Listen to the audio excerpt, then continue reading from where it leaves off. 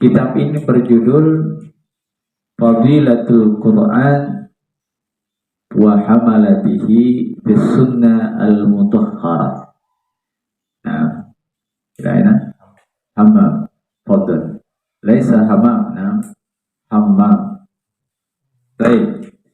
Kitab ini nama muallifnya atau penulisnya adalah Asy-Syaikh Muhammad Musa Nasir Hafizahullah Ta'ala. Ya, di dalam kitab ini membahas tentang wasiat Nabi Sallallahu Alaihi Wasallam kepada para pembaca dan penghafal Quran. Ya, antum yang belum muhafiz minimal pembaca Quran, apalagi yang sudah hafiz dan sudah pembaca Quran. Tentunya buku ini banyak menyinggung kita, dan seharusnya kita merasa disinggung dan disindir dalam penjelasan ulama kita nanti.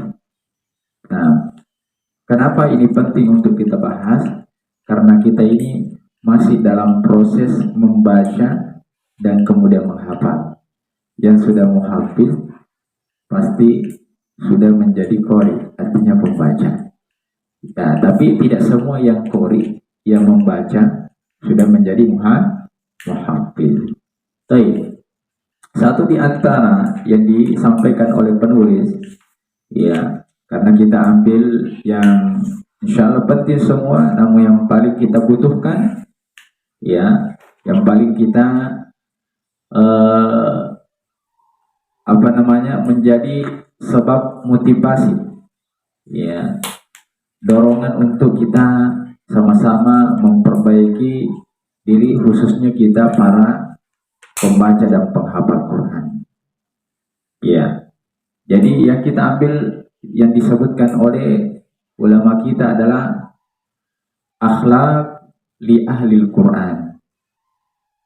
Ya, ini membahas bagaimana akhlak atau adab seorang ahli Quran.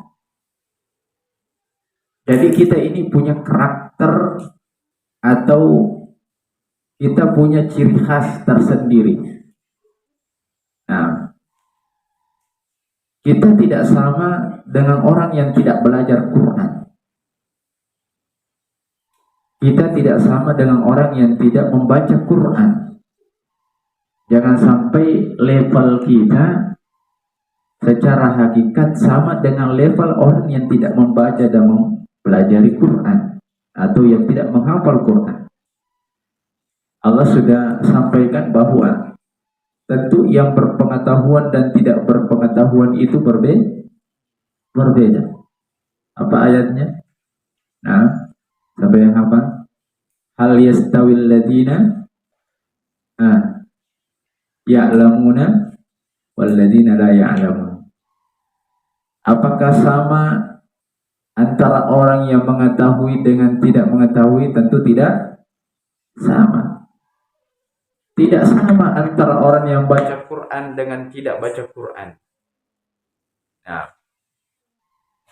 tidak sama antara orang yang menghafal Quran dengan yang tidak menghafal Quran. Tidak sama. Ya. Sama-sama manusia, sama-sama hamba Allah, tapi levelnya di sisi Allah itu beda. Antum setiap harinya membaca Quran, tentu Allah muliakan dengan bacaan Qurannya.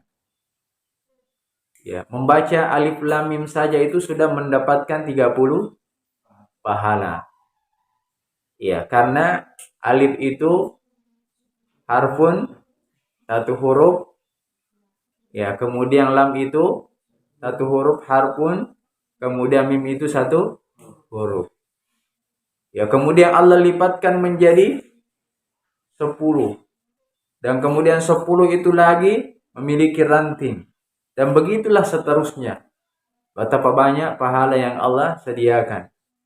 Makanya antara orang yang membaca, menghafal Quran dengan yang tidak membaca dan menghafal Quran itu levelnya beda di sisi Allah Tabaraka wa Ta'ala para santri. The Bluetooth device. Iya. Levelnya beda.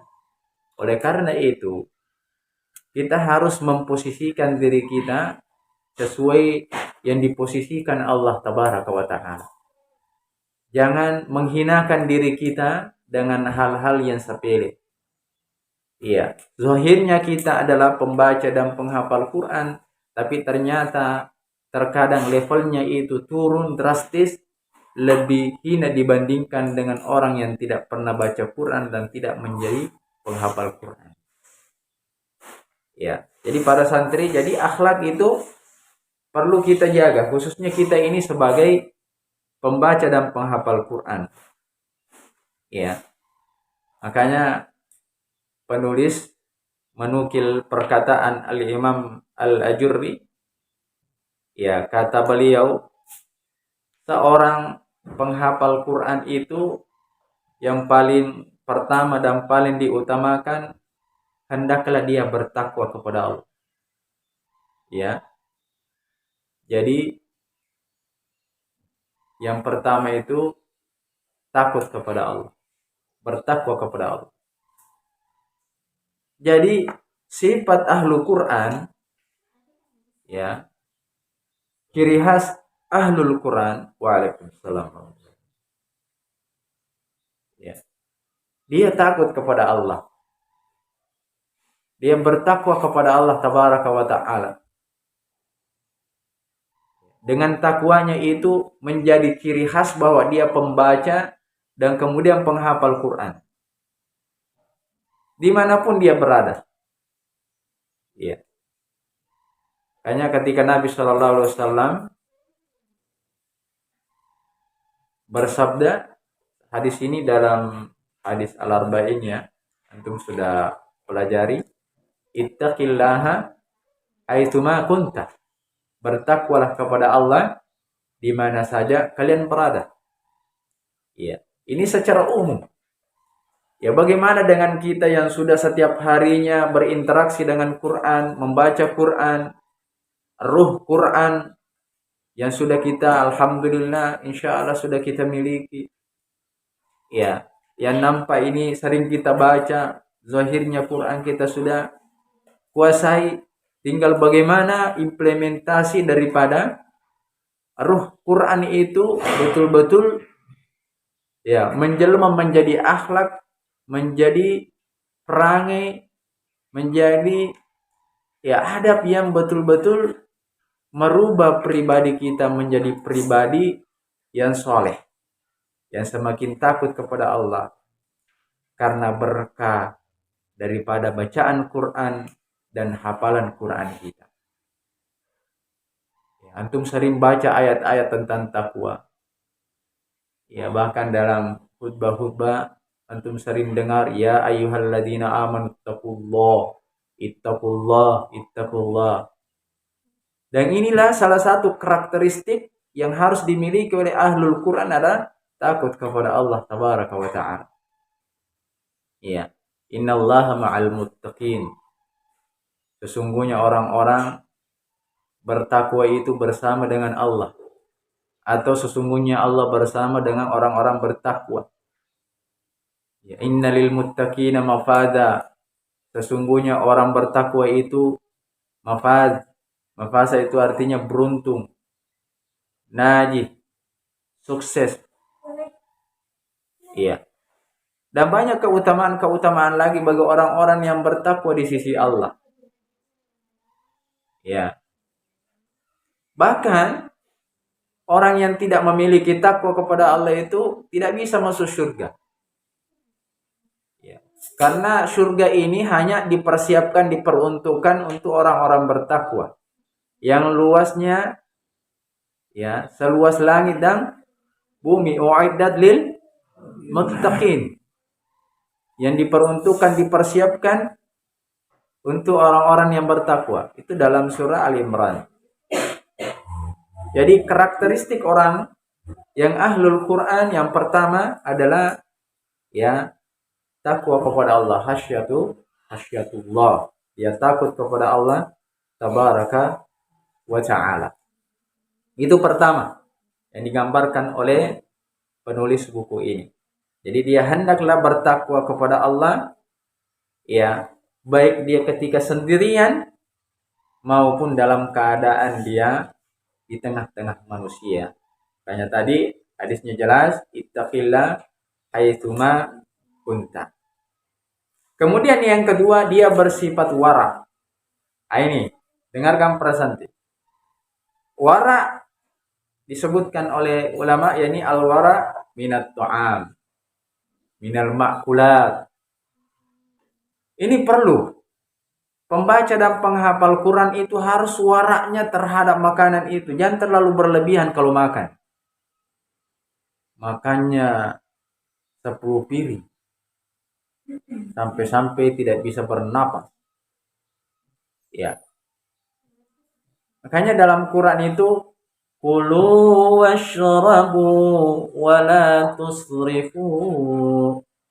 Makan dan minumlah, jangan berlebih-lebihan. Ya.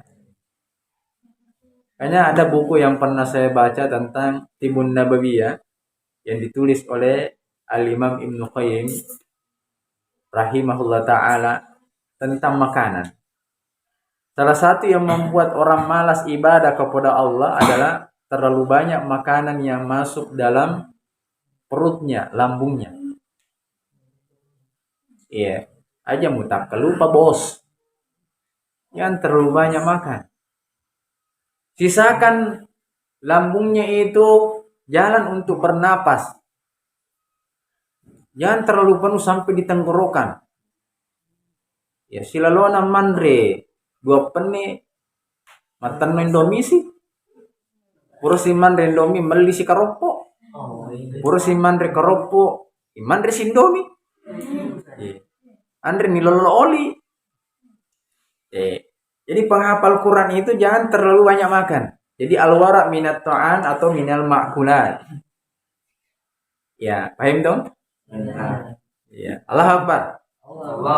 Jadi mulai dari sekarang penghafal Quran itu harus mengurangi makanannya. Ya, dikurangi makanannya ya. Kalau dikasih 1 piring, cobalah Anda katakan, Ustaz, Umi, terlalu banyak ini, kurangi. Jangan justru sebaliknya, kurang. Karena yang ada sekarang itu selalu merasa kurang, bahkan minta nambah. Ya, padahal makanan yang dimakan rame-rame itu insya Allah berkah dan cukup. Makanya ketika Nabi SAW bersabda, ta'amul isnaini kafin salasa wa ta'amun salasa kafin arba. Ya, makanan untuk 2 orang itu cukup untuk 3 orang. Makanan 3 orang cukup untuk 4 orang. Masalahnya di sini adalah mungkin kita tidak ambil keberkahannya, makanya buru-buru ndak basmalah. Ya, yang menini ngarang bismillah capu meni penina. Tanya apa walisana capu namo penina capu tuh. Iya tuh. Tapi saya mau kasih ilmu ini. Ilmunya insyaallah berkah. Kalau lupa baca doa pertengahan ya, sementara makan, pertengahan makan maksud saya, atau menjelang makan, atau sementara makan, baca doa bismillah fi awwalihi wa akhirihi. Atau kalau tidak pakai fi, bismillahi awwaluhu wa akhiruhu. Baca itu. Insyaallah. Ingat, orang-orang yang makan tidak memulai basmalah, dia ditemani oleh jin makan, jin koringnya. Nah, dan terangkat keberkahannya. Kemudian yang kedua, ada adab itu harus membiasakan menjilat tangan. Dan sebiji dari nasi itu kita upayakan supaya tidak ada yang tersisa. Karena mengkhawatirkan jangan sampai keberkahannya itu tersisa dari satu biji tersebut. Jadi al-wara minat ta'am. Jadi para santri itu harus ya wara ya. Jangan terlalu berlebihan dalam masalah makanan. Termasuk al-masyrab.